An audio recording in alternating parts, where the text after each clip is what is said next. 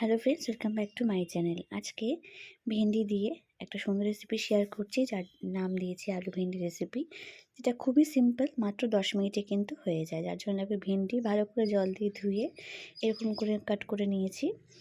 আর এবার নিচ্ছে আলুগুলোকে এভাবে কাট করে ভালো করে জলে ভিজিয়ে রেখেছিলাম। কড়াইতে দিচ্ছি সর্ষের তেল।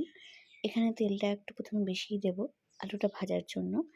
আলুটা দিয়ে ভালো করে নাড়াচাড়া করে একটু হলুদ গুঁড়ো দিয়ে দেবো।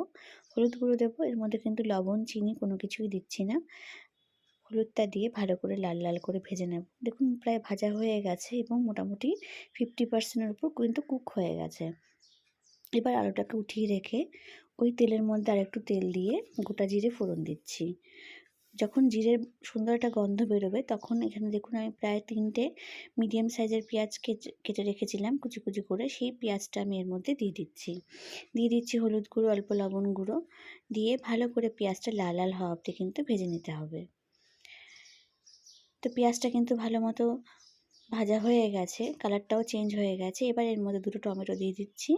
টমেটো দিলে পরে কিন্তু সব রান্নাতেই স্বাদটা খুব ভালো হয়। দিচ্ছি আদা রসুন পেস্ট বা আদা রসুন আপনারা গ্রেট করে দিতে পারেন। আমি এখানে যতক্ষণ না কাঁচা গন্ধ যায় না ততক্ষণ কিন্তু ভেজে নিয়েছি। এবার এর মধ্যে দিচ্ছি ধনে গুঁড়ো। আর কিন্তু কোনো মশলা আমি এর মধ্যে ব্যবহার করব না। ভালো করে এবার এটাকে ভেজে নিতে হবে। দেখুন টমেটোটা মেল্ট হয়ে গেছে, খুব সুন্দর কিন্তু মশলাটা ভাজা হয়ে গেছে।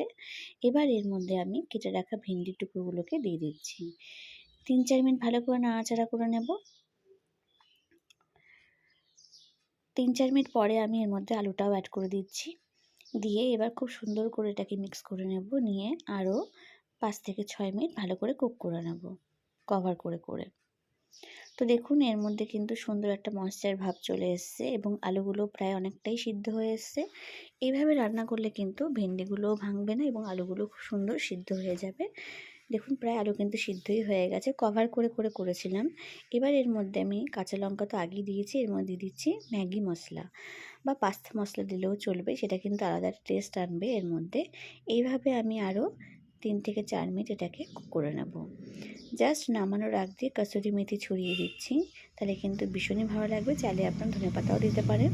ফ্রেন্ডস, তৈরি হয়ে গেছে আলু ভেন্ডি রেসিপি, যেটা কিন্তু 10 মিনিটে তৈরি হয়ে যায়। খেতে কিন্তু ভীষণই ভালো হয়। রুটি, পরোটা, নান বা ভাত সাথে কিন্তু এটা ভীষণ ভালো লাগবে। ভালো লাগলে প্লিজ কমেন্ট করে জানাবেন, লাইক শেয়ার করবেন। Please support my channel, subscribe my channel. সবাইকে ভিডিও দেখার জন্য অনেক থ্যাংক ইউ।